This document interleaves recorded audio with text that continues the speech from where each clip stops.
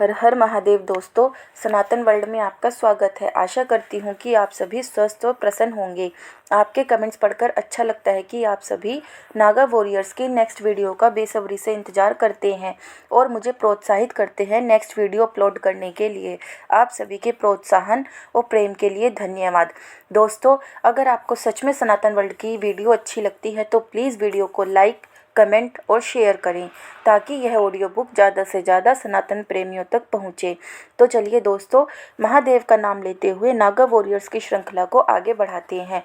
अध्याय 14, ताज और राजकुमार। पुराने समय में सूरज डूबने के बाद शंख बजाने को दिन भर चले युद्ध के समाप्त होने की घोषणा माना जाता था, जो अगली सुबह के साथ फिर शुरू होता था। शाम के शंखनाद के बाद दोनों पक्षों के सैनिक अंधेरे से पहले अपने मृत साथियों के शव उठाया करते थे और घायलों को संभाला करते थे और फिर अपने अपने शिविरों में जाकर उस दिन के युद्ध में हुई हार या जीत की समीक्षा करते थे। साथ ही अगले दिन होने वाले युद्ध के लिए रणनीति तैयार करते थे। कुछ उसी तरह पहले दिन के युद्ध के अंत में अधिराज ने शंख बजाया। पूरे दिन से चली आ रही लड़ाई रुक गई क्योंकि सूर्य अब अस्त होने वाला था। सैनिकों के लिए उनके घायल साथियों को संभालने और मृतकों का उचित रीति रिवाज के अनुसार दाह संस्कार करने का समय था। लेकिन इस युद्ध की स्थिति ऐसी थी कि नागा सैनिकों को झेलने के बाद सरदार खान के सैनिक इतने डरे हुए थे कि उनमें अपने घायल साथियों की मदद करने तक का साहस शेष नहीं बचा था। अफगान नागा साधुओं की पहुंच से दूर एक सुरक्षित दूरी पर खड़े थे और अपने साथियों को इलाज के अभाव में भीषण तकलीफ में मदद के लिए पुकारते और प्यास से मरते देख रहे थे। जबकि सूरज डूबने के बाद सांझ धीरे धीरे रात में तब्दील हो रही थी और मृत और घायल सैनिकों को अपने अंधकार में समेटती जा रही थी। अंततः नागा साधु आगे बढ़े। सांझ की धुंधली रोशनी में खून से लथपथ उनका शरीर युद्ध के घावों और दुश्मनों के रक्त से नहाया हुआ मृत्यु के देवता की तरह चमक रहा था। वे मृत अफगान सैनिकों के शवों के बीच घायल अफगान सैनिकों को इकट्ठा करने लगे, जबकि जीवित और पूरी तरह से स्वस्थ अफगान सैनिक युद्ध भूमि में उन नागाओं से एक सुरक्षित दूरी पर बेबस खड़े उन्हें देख रहे थे और यह सोचकर आश्चर्यचकित हो रहे थे कि वे नागा घायल और मारे गए अफगान सैनिकों के बीच क्या ढूंढ रहे हैं, जबकि कोई नागा योद्धा तो मरा भी नहीं है। तभी दूर से एक युवा अफगान सैनिक अपने साथी अफगान सैनिकों को देखकर तकलीफ में चिल्लाया, या खुदा रहम! उसकी टांग उसके शरीर से कटकर अलग हो गई थी। डर से उसकी आंखें फूल गई थीं। एक दूसरे अफगान सैनिक की दाई बाजू कटकर अलग होने को थी। वह अपने बाएं हाथ से अपने हाथ को पकड़कर दर्दनाक आवाज में जोर से चिल्लाया और बेहद तकलीफ में आसमान की ओर देखकर गिड़गिड़ाते हुए बोला, या अल्लाह रहम! या तो मुझे मार दे या मुझे बचा ले, लेकिन मुझे इस तरह यहाँ जिंदा मत छोड़। उस अफगान सैनिक ने सिर्फ इतना कहा ही था कि तभी उसे अपने पैर पर बेहद मजबूत पकड़ का अनुभव हुआ और उसके हलक से चीख निकल गई थी।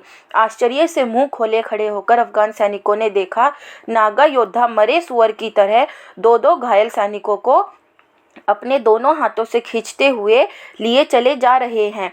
पथरीली मिट्टी से रगड़ते घायल अफगान सैनिकों के शरीर में जिस दर्द की अनुभूति हो रही थी, उसकी वहां उपस्थित कोई भी जीवित इंसान कल्पना तक नहीं कर सकता था।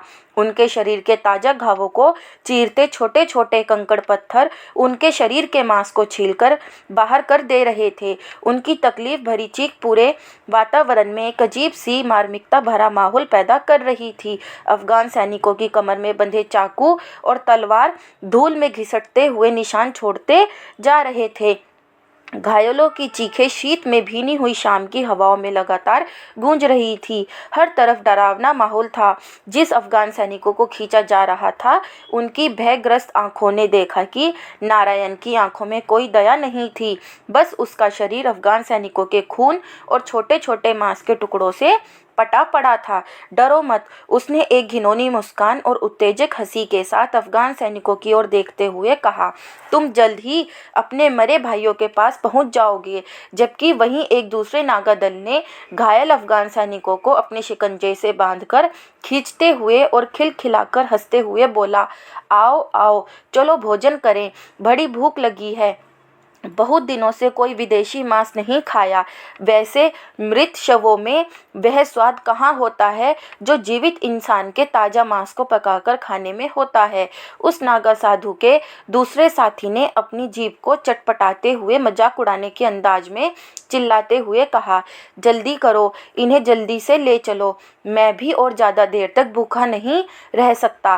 तभी दूसरी ओर एक और नागा चिल्लाया। बचे हुए अफगान सैनिक जो युद्ध के दौरान गलती से बच गए थे, उन नागा योद्धाओं की बातें सुनकर भय में पीछे हट गए। उनके साथियों को इस तरह घसीटते हुए ले जाने और नागाओं के इस तरह अशुभ रूप में हंसने का दृश्य वास्तव में उन्हें अंदर तक तोड़ देने वाला था। बढ़ते अंधकार में वे सभी नागा अफगान खेमे की आंखों से ओझल होने से पहले डरे हुए अफगान सैनिकों की ओर अपनी आंखों में अजीब सी क्रूरता भरी मुस्कुराहट के साथ उन्हें घूरते हुए मुड़े और एक जोरदार हंसी के साथ आगे बढ़ते बढ़ते अंधेरे में ओझल हो गए। जबकि दूर से खड़े होकर और अपने साथियों को मौत के मुंह में खींचते जाते हुए देखकर अफगान समझ गए थे कि उनके साथियों के साथ क्या होने वाला है। अफगान सैनिकों के अनुसार नागा योद्धा थके हुए नहीं लग रहे थे, इसके उलट वे भूखे और उत्सुक ज़्यादा लग रहे थे। अफगान सैनिकों की आंखों के सामने घटती ये घटनाएं उन्हें बहुत ज़्यादा डराने के लिए पर्याप्त थी। वे सोचने लगे थे कि अगले दिन के युद्ध में अगर वे घायल बच गए तो संभवतः उनके साथ भी यही होने वाला है। आज का युद्ध समाप्त हो चुका था, लेकिन नागा साधुओं की बेरहमी से भरा वह भयंकर दृश्य अफगान सैनिकों के दिमाग में छपा रह गया था। जैसे इन जंगलियों ने हमारे बाकी साथियों को मारा है, वैसे वे हमारे उन साथियों को भी तो मार सकते थे ना, उन्हें जिंदा अपने साथ क्यों ले गए। एक अफगान सैनिक ने रोते हुए अपने दूसरे साथी से पूछा, मैंने सुना है कि वे जीवित इंसानों का कच्चा मांस खाते हैं। दूसरे अफगान सैनिक ने डरते हुए जवाब दिया, तभी तो वे मरते नहीं हैं। तीसरा डर के मारे कांपती आवाज में फुसफुसाते हुए बोला और झट से आगे बोल पड़ा, तुम लोग मुझसे वादा करो कि कल की जंग में अगर तुम मुझे घायल और बेबस देखोगे तो मुझे मार दोगे। मैं भी तुम्हारे साथ ऐसा ही करूँगा। उसकी बात सुनकर बाकी अफगान सैनिक भी एक दूसरे की ओर आपसी सहमति के लिए देखने लगे। युद्ध के बाद बड़ी संख्या में नागा योद्धा उपचार के लिए शिविर में उमड़ पड़े थे। हालांकि उनमें से कोई भी गंभीर रूप से घायल नहीं हुआ था। सभी के शरीर पर मामूली घाव थे, जिसका उनके ऊपर कोई भी प्रभाव नहीं था, बल्कि अफगानों के विरुद्ध मिली जीत का उत्साह उनके चेहरे पर स्पष्ट रूप से झलक रहा था। साध्वियाँ उनके घावों की पट्टी करने में लगी हुई थी। घायल ध्रुव वहां लेटे हुए बहादुर नागाओं को देख रहा था। तभी अजा झोपड़ी में आया। सभी साधुओं की जांच करने के बाद वह ध्रुव के पास गया और उसके घावों का निरीक्षण किया और बोला, तुम लगभग ठीक हो गए हो ध्रुव, जल्द ही तुम हमारे साथ युद्ध में चलने के लिए तैयार हो जाओगे। अजा ने अपने होठों पर विश्वास भरी मुस्कान लिए कहा। अजा के आत्मविश्वास ने ध्रुव को भी यह उम्मीद दे दी थी कि वह जल्द ही नागा साधुओं के साथ लड़ाई में शामिल होने वाला है। उसने अजा को धन्यवाद दिया और फिर अपने बिस्तर पर लेट गया। पहले दिन की भीषण लड़ाई खत्म होने तथा ध्रुव और घायल नागा साधुओं की देखभाल करने के बाद अजा उसी चट्टान पर बैठकर उस संकरे रास्ते को निहार रहा था जहां से शंभू जी, वनराज और अन्य लोगों को गांव से सुरक्षित बाहर ले गए थे। युद्ध के परिणाम के बारे में सोचते हुए उसकी नजरें उस रास्ते पर टिकी हुई थी। अधिराज ने दूर से एक बार फिर पिछली रात की तरह अजा को देखा, लेकिन इस बार उसने हस्तक्षेप न करने का निर्णय लिया और मठाधीश के पास चला गया जो ध्यान में बैठे हुए थे। फिर अन्य साधुओं का जो वहां उपस्थित थे उनसे आशीर्वाद प्राप्त कर आदरपूर्वक सिर झुकाते हुए अधिराज मठाधीश के पास जमीन पर बैठ गया। वहां कुछ देर तक शांति छाई रही। फिर अंततः अधिराज ने मठाधीश से अपनी बात शुरू की। अजा का युद्ध क्षेत्र में पराक्रम देखने लायक था। उसमें अद्भुत नेतृत्व क्षमता है। आपका निर्णय सही था। यह कहते कहते अधिराज के चेहरे पर गर्व की आभा तैर गई थी। मठाधीश भी मुस्कुरा उठे थे।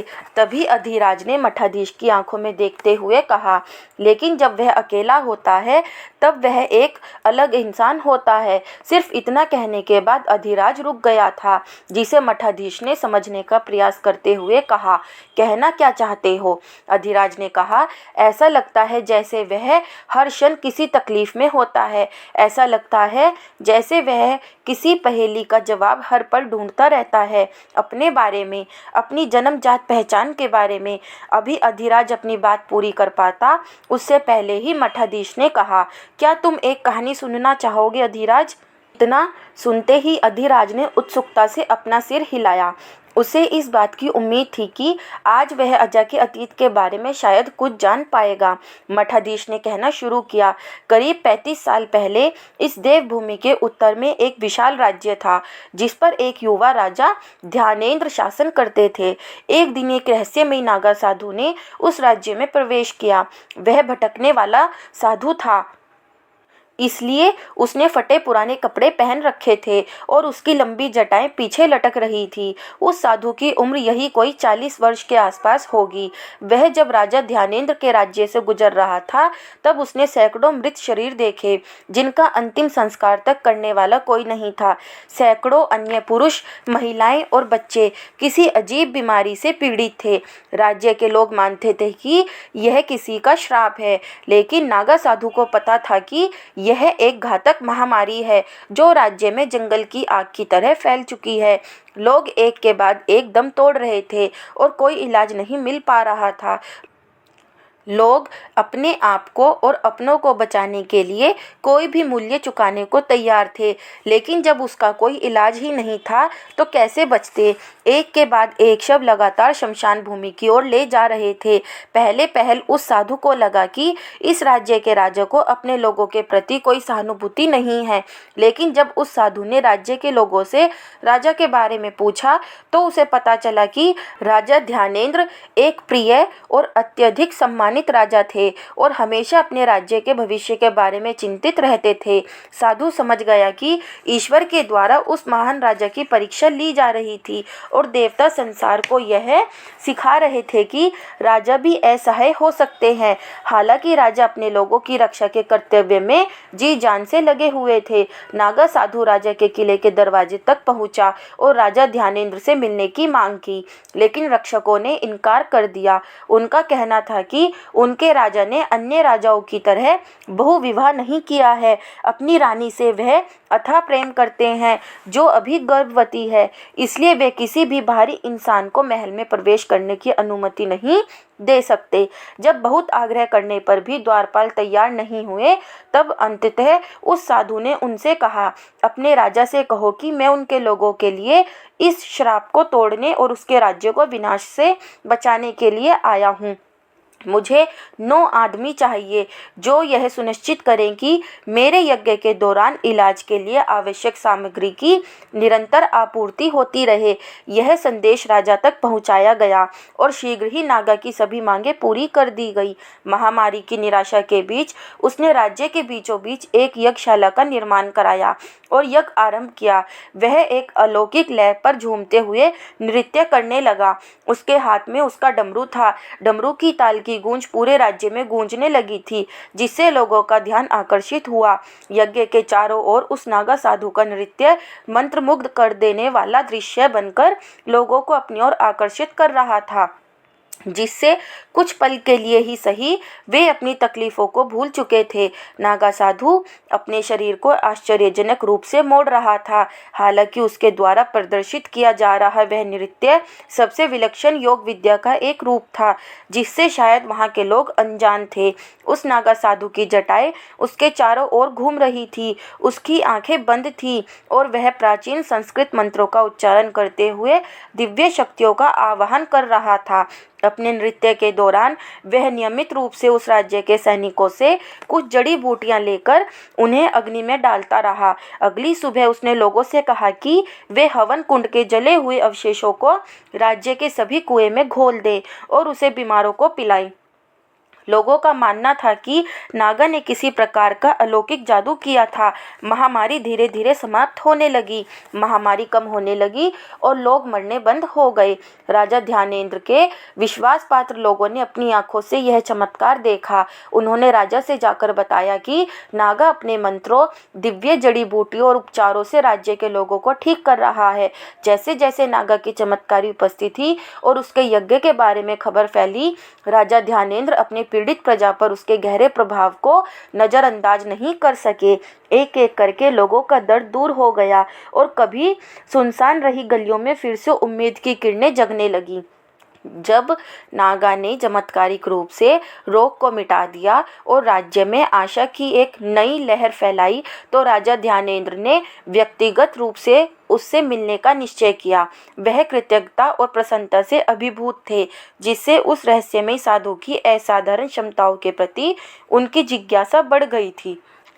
अतः वे अपने पूरे परिवार और मंत्रीगण सहित उस साधु से मिलने पहुँचे और उन्होंने अपनी गहरी कृतज्ञता व्यक्त करते हुए उस साधु से कहा, हे महान आत्मा, मेरे लोगों की जान बचाने के बदले आप जो चाहे मांग ले और उसे मांगने से पहले ही प्राप्त हुआ माने। इतना कहने के बाद राजा ने देखा उस साधु के चेहरे पर एक रहस्यमय मुस्कान फैल गई थी और वह कुछ देर तक राजा के चेहरे को एकटक घूरता हुआ मुस्कुराता रहा।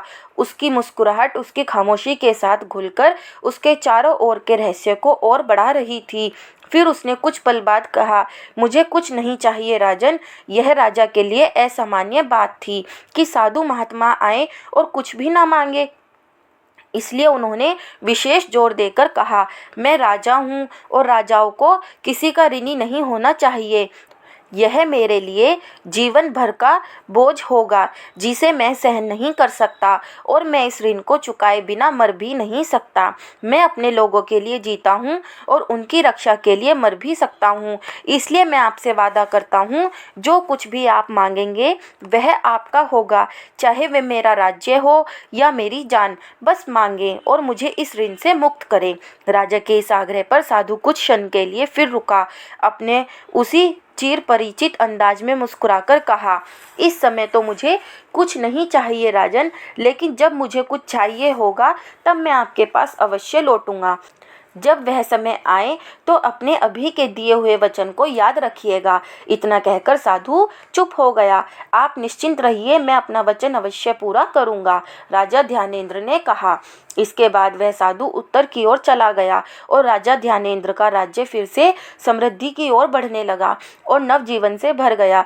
कुछ समय बाद राजा ध्यानेंद्र एक स्वस्थ पुत्र के पिता बने। राजा की खुशी का ठिकाना नहीं था। अब राज्य में उत्सव मनाने का समय था। उन्होंने खुशी फैलाने के लिए राज्य में दान पुण्य के कार्य शुरू किए और लोग खुशी से झूम उठे।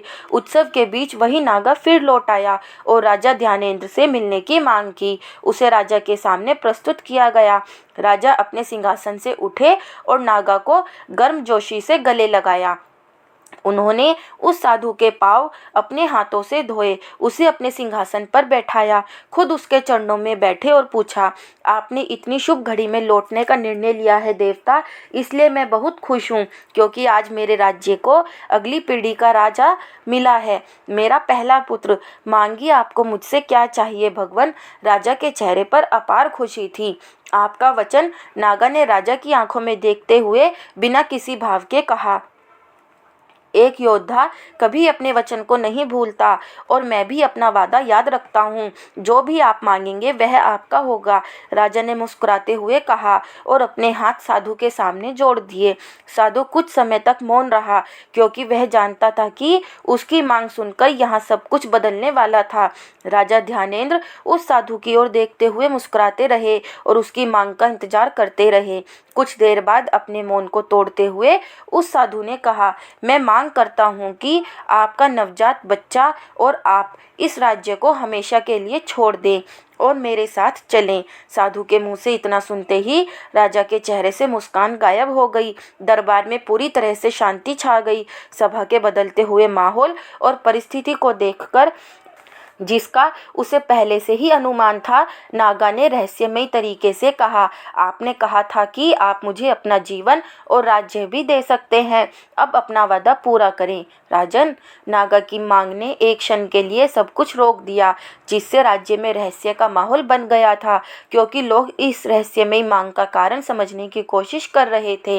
राजा ने अपने सभी विश्वास पात्र लोगों को दरबार छोड़ने का आदेश दिया। 1 मिनट में दरबार में केवल 2 लोग रह गए। एक जो भिखारी जैसा दिखता था लेकिन सिंहासन पर बैठा था, वह नागा साधु, और दूसरा जो राजा जैसा दिखता था लेकिन फर्श पर बैठा था, यानी राजा ध्यानेंद्र। कुछ पल तक मानसिक मूर्छा में रहने के बाद राजा ध्यानेंद्र ने अपने आप को शांत करते हुए उस साधु से विनम्रता से पूछा, मैं अपने वचन का पालन करने के लिए बाध्य हूँ और मैं करूँगा, लेकिन मैं जानना चाहता हूँ कि आप मुझसे यह क्यों मांग रहे हैं। नागा ने उत्तर दिया, नागा धर्म के रक्षक हैं। वे कठोर प्रशिक्षण और अनुशासन का पालन करते हैं, लेकिन उनमें से कोई भी शासकों और राजाओं के रक्त संबंध से नहीं है। वे एक महान सेना है, लेकिन उनके पास कोई सेनापति नहीं है।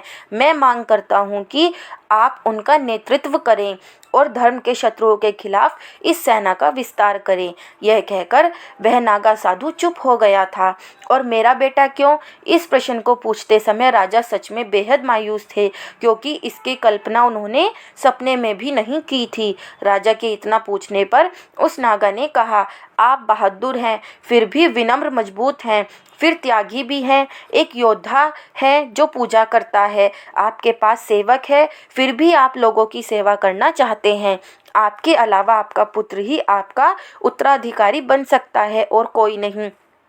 लेकिन आप अपने बेटे को अगली पीढ़ी के नागा योद्धाओं के लिए तैयार कर सकते हैं। इतना कहकर वह नागा एक बार फिर मौन धारण कर चुका था, जबकि अपने वचन के अनुसार राजा ध्यानेंद्र ने नागा की मांग को पूरा करने के लिए अपने राज्य को छोड़ने का दुखद निर्णय लिया। उन्होंने अपने 2 सबसे विश्वासपात्र सेनापतियों को बुलाया और उन्हें राज्य और राजगद्दी की सुरक्षा का दायित्व सौंपते हुए उनसे वचन लिया कि वे राज्य और प्रजा की रक्षा अपनी आखिरी सांस तक करेंगे। अगली सुबह रानी और उनके सभी विश्वासपात्र लोगों ने उस श्राद्ध को देखा, जिसने एक योद्धा राजा को सदैव के लिए एक नागा योद्धा में परिवर्तित कर दिया। What kind of ritual is this? Thomas ने पूछा। थॉमस के पूछने पर नागा ने उसे समझाते हुए कहना शुरू किया, हर नागा साधु को जीवन और मृत्यु के सभी बंधनों को तोड़ने के लिए कई विधियों से गुजरना पड़ता है, जहां उनके सभी पुराने संबंध तोड़े जाते हैं, चाहे वे मृतकों से हो या जीवितों से हो। उनकी अतीत की यादें और वर्तमान और भविष्य के लिए संजोए हुए सपने भी मिटा दिए जाते हैं और नियमों के अनुसार राजा ध्यानेंद्र के वस्त्र और मुकुट हटा दिए गए। उनके सभी गहने एवं राजसी वस्त्रों को उतरवाकर एक बड़े प्याले में रखा गया और उनके सिर के बाल मुंडवाते हुए उनसे कहा गया कि वे अपने परिवार के हर जीवित इंसान का अंतिम संस्कार करें। दरअसल यह संस्कार उस इंसान का नहीं था जो जीवित था, बल्कि उस रिश्ते का था जो राजा और उस इंसान के बीच था, चाहे वह किसी जीवित इंसान के साथ हो या किसी मृत इंसान के साथ। राजा ने अपने 2 महीने के बेटे का भी अंतिम संस्कार किया, जो उस साधु के आंचल में अपनी मां के लिए रो रहा था। उसके बाद राजा ने अपनी प्यारी रानी का अंतिम संस्कार स्वयं अपने हाथों से किया, जिनका अपने पति और पुत्र को खोने के गम में रो रो कर बुरा हाल था। रानी बिल्कुल भी नहीं चाहती थी कि राजा उस नागा की बात को माने, लेकिन राजा अपने क्षत्रिय धर्म पर कायम थे और अंत में राजा को खुद के अंतिम संस्कार का आदेश दिया गया, ताकि वे इस सांसारिक जीवन में अपना मरण स्थापित कर सकें और सुनिश्चित कर सकें कि उनका कोई संबंध उनके शारीरिक जीवन के साथ ना रहे। राजा ध्यानेंद्र के लिए अब अपने राज्य को त्यागने का समय आ गया था, जहां उसका नवजन्मा बेटा उनके साथ था और नागा की बाहों में पड़ा हुआ अपनी मां के लिए रो रहा था। जब तीनों राज्य से निकलने लगे, तब रानी ने अपने बेटे के माथे को रोकर चूमते हुए राजा से कहा, मैं ना सही मेरा बेटा कम से कम अपने पिता के साथ जहाँ भी रहेगा वहाँ पूरे जीवन भर के लिए होगा। यह कहकर रानी दहाड़े मार मार कर रोने लगी थी। इस पर राजा ने रानी के पैरों की ओर अपनी नज़रों को झुकाकर कहा, और मैं अपने जीवन से बढ़कर इसकी रक्षा करूंगा, यह मेरा वचन है। राजा ध्यानेंद्र ने रानी को वादा किया ही था कि इस बात को सुनकर उनके पास खड़े उस नागा साधु ने राजा को उनके नाम से बुलाते हुए जो कुछ भी कहा, या यूँ कहे कि जो कुछ भी उसने मांगा वह उसके पिछले अनुरोध से भी कहीं अधिक बेरहम था। नागा ने कहा, ध्यानेंद्र, अब आपका इस शिशु के साथ कोई संबंध नहीं है।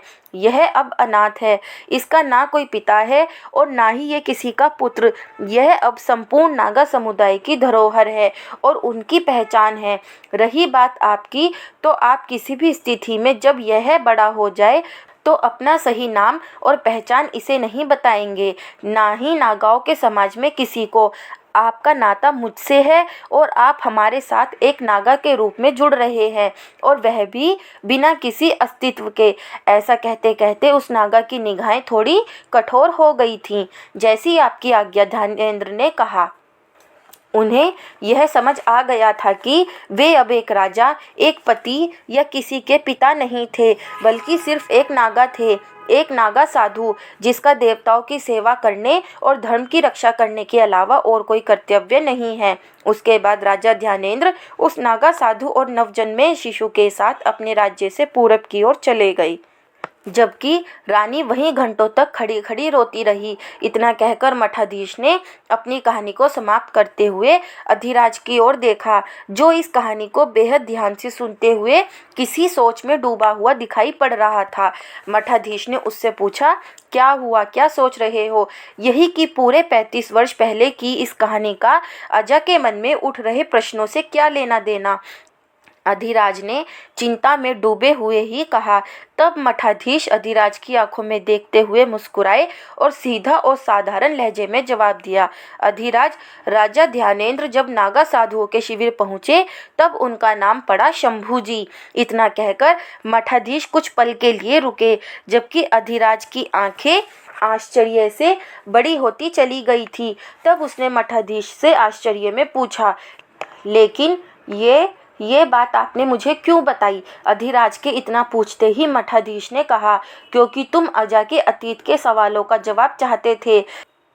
ऐसा कहकर मठाधीश ने कुछ पल तक आसमान की ओर देखा और फिर कहा, और वह राजकुमार वही है जिसे तुम लोग अजा के रूप में जानते हो। इतना सुनते ही अधिराज का दिल जोरों से धड़कने लगा। ऐसा लगा जैसे उसका सिर घूमने लगा हो, लेकिन फिर भी उसने अपने आप को संभालते हुए मठाधीश से पूछा, और आपको यह सब कैसे पता है? उसके इतना पूछते ही मठाधीश जोरों से हंसे और कहा, मैं अब लगभग 75 वर्ष का हूँ। राजा ध्यानेंद्र के राज्य में 35 साल पहले आने वाला नागा कितनी उम्र का था, गणित लगाओ। इतना कहकर मठाधीश मुस्कुराने लगे थे। आपने यह कहानी आज 35 साल बाद क्यों बताई? अधिराज ने गंभीर होते हुए पूछा। वह अब यह जान चुका था कि राजा ध्यानेंद्र से एक नागा के रूप में उन्हें और उनके नवजन्मे शिशु को मांगने वाला वह नागा कोई और नहीं बल्कि स्वयं मठाधीश ही थे। अधिराज द्वारा एक बार फिर पूछे गए प्रश्न का जवाब देते हुए मठाधीश ने कहा, क्योंकि कल हमारा आखिरी दिन हो सकता है और अजा की सच्चाई का बोझ मुझ पर भी था, हालांकि शंभू जी से थोड़ा कम भारी था। इतना कहकर मठाधीश वहां से उठ खड़े हुए और उन्होंने कहा, मुझे अब उन घायल अफगान सैनिकों के पास जाना है, इससे पहले कि वे मर जाएं।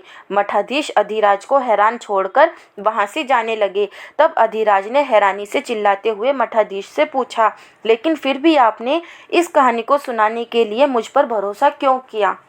मठाधीश रुके, अधिराज की ओर देखा और कहा, क्योंकि मुझे पता है कि तुम कौन हो। मठाधीश की नज़र और खुलासे से अधिराज यह सोचकर स्तब्ध था कि मठाधीश को उसकी असली पहचान कैसे पता चली, लेकिन उसने इस बार बूढ़े साधु से और सवाल ना करने का फैसला किया। हालांकि अधिराज स्तब्ध सा चुपचाप खड़ा मठाधीश को जाते हुए देख रहा था।